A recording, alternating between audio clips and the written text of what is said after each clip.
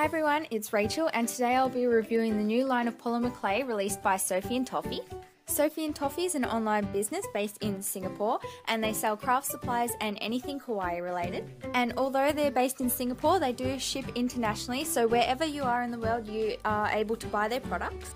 They have had polymer clay before, but this is like their new and improved version. So today I'll just be trying it out and giving you my opinion. Also, I'm not at all a polymer clay professional, and all my comments and opinions will be based on my past experience with polymer clay. Now, these blocks are priced at $6.27 Singapore dollars, which is about equivalent to $4.5 US dollars. It also says on their website that you will receive more than 100 grams worth of clay, and this is because each block is individually hand cut, so the blocks you receive may be give or take a few grams.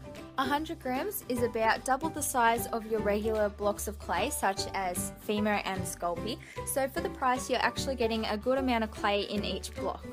I'll be leaving a link to the Sophie and Toffee website down below.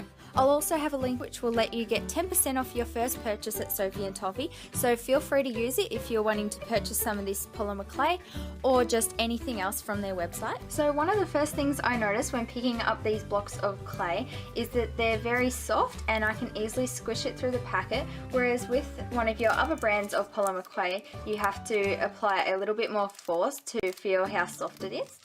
Now I'll just quickly go through the colours that I got. So this one is pearl pink, and on the website it actually looked more like a deep pink, but in real life it's more of a neon pink, but that's okay.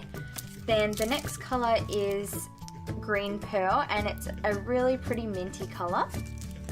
The next one I have is like a light tan colour, and it's kind of like the vanilla but a little bit more brownish, and this comes in their classic range, so I thought this would be good for like sweets and cupcakes once it's shaded.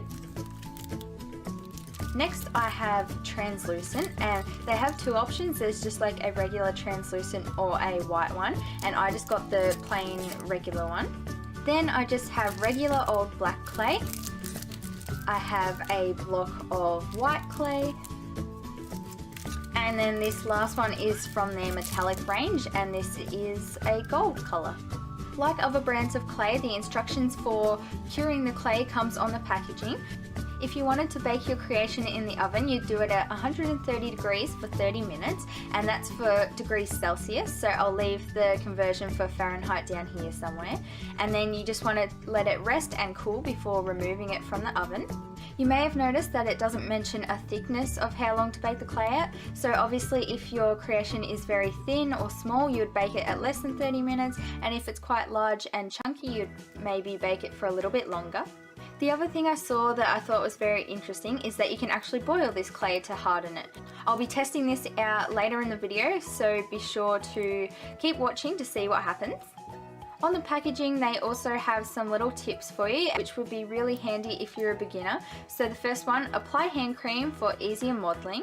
Work from light to dark colours, obviously, so you don't contaminate the different colours. Condition your clay before modelling, and if the clay is too soft or sticky, apply powder onto your hands or leave your clay for a while.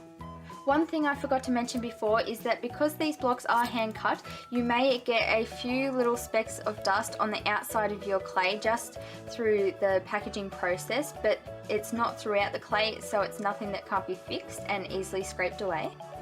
Here I just thought I'd show you a few clips of me opening the packaging and trying the clay for the very first time. As you can see, I did have some difficulties opening the packaging and trying to get the block out. The first colour I decided to try was that light tan colour. I found this colour actually felt a lot like Primo clay. I don't know if it's just me or anybody else has felt this, but Primo has like a kind of rubbery texture, and this tan colour felt a lot like that. So really high quality clay. This next colour I'm trying is the green pearl. I found this one to be a lot softer than the tan clay, and you can definitely tell because it's sticking to my fingers a lot more. Again, with the gold clay, it's very soft when you first take it out of the packaging and you hardly need to condition it at all to start working with it. I know a lot of crafters actually prefer it when clay's like that, so that would be a big bonus if you use this type of clay. The last one that I'm trying on camera is the black clay, and I'd have to say that this is the softest out of all the colours that I have. It was super stretchy and soft as soon as I cut a piece from the block. Now I thought I'd show you some different clips of me making charms from the Sophie and Toffee clay. The first charm I'm making is an Oreo. I'd have to say one of the downsides to this black clay is that it's very pigmented, and you can see that my fingers are turning very stained and black. The next thing I decided to make quickly was some bows using the Martha Stewart mould. I made two different ones. The first one I made using the green pearl clay, and the second was using the pink pearl clay. And lastly, I decided to show you how I made a cupcake. I decided to make a gold base, which I put into my mould, and this mould is from Miniature Sweet on Etsy if anybody was wondering. I then shaped the top of the cake part using the light tan clay. The next thing I did was texture it with a toothbrush and shade it with some chalk pastels. I then decided to add a little face using some black clay. To do this, I made 2 indents for the eyes. I then rolled out 2 small balls of black clay, placed them in the indents, and then indented those as well. For the mouth, I rolled out a very thin snake of black clay and attached it on. I then topped it with some icing, which I made using white clay, and I pushed this through an icing tip. Then I quickly shaped a little strawberry using the pink pearl clay. I sat that right on top of the cupcake, gave it a little bit of texture with a needle tool, and then added a little leaf which I made with the green pearl clay. Before popping it out of the mould, I also added some little blush cheeks. After finishing my charms, it's now time to bake. Firstly, I preheated my oven to 130 degrees Celsius. Once my oven was ready, I put my clay charms onto my baking tray and slid them into the oven. I then set my oven timer to 30 minutes and let them bake.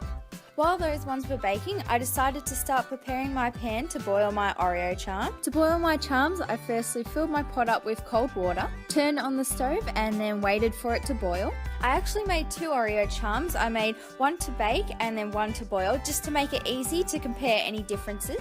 Once I saw the water was boiling, I then dunked in my little Oreo and away it went. The package says boil for 10 to 20 minutes, so I decided to set my timer for 15 minutes and see how it was going. When I came back, I saw that part of the biscuit from the Oreo had detached. I'm not sure if this is either because I did the process of boiling it wrong, or because I had the heat up too high and it was jumping around a lot, which made it come apart. So after that one failed, I decided to start again. I went back and made another Oreo quickly. This time I filled the pot up with cold water and dunked my Oreo into that instead of letting it boil first. I'm glad I tried again because this one worked a lot better. I also did it again because I didn't want to give you guys the wrong method and then your charms break in the water as well. I just think that the instructions on the packaging for boiling the charm weren't very clear and they're just a bit hard to understand. I'm still not entirely sure which way is the right way, but the second method seemed to work a lot better, so I would stick with that one. So here's my creations after they've finished being baked and glazed. These ones here on the left side are the ones that were put into the oven and baked, and these 2 Oreos on the right side were the ones that I boiled in the pot. Starting off, these were the 2 little bows I made out of the Martha Stewart mould. Both of these bows have been glazed and the colour didn't really seem to change too much after baking. I thought the pearl might have shown up a little bit more after baking, but it didn't really. So these colours only have a very subtle pearly colour to them. The same thing goes with these little stars. The colour of the clay didn't change too much. I will say that the black clay is very soft, which makes it really easy to roll out a nice thin snake and make a cute little mouth. So I did like that part of the black clay. Then I had the little cupcake I made, and on this I did try to incorporate all the colours that I have. The only colour that I didn't put on it was the translucent, so right now I'll insert a clip showing what it looks like after it's been baked. The translucent doesn't appear to really change either, except now if you hold it up to the light you can see through it, and I'll show you that now.